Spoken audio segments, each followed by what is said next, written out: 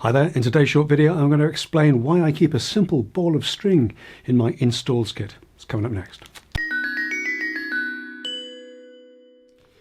Now this is nothing but a humble ball of corner shop string. It's certainly not a ball of fancy festal string. That would only work with other balls of festal string, of course, and it's absolutely not an expensive lamello ball of string that would cost you £1.20 every time you join two pieces together. Just a simple humble ball of string, useful for all kinds of things.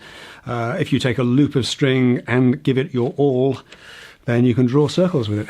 Give it both your awls and you can draw an arc, or maybe even an ellipse if you want to go with a full 360.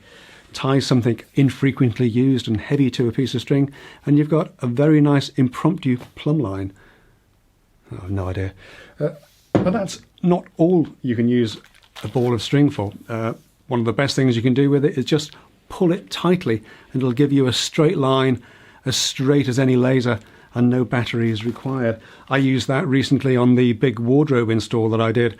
I simply ran a ball of string from the top of the top box all the way down to the bottom of the wardrobe, pulled it tightly, and that gives you a clean line all the way down to show you whether or not that wardrobe carcass is in line. What I found back in the old days about 4 weeks ago, when I was wedging the carcass in, I put scraps of wood into the void between the carcass and the wall and wedged that out. Sometimes when you drove a screw through there to keep it secure to the wall, it would pull the carcass out slightly.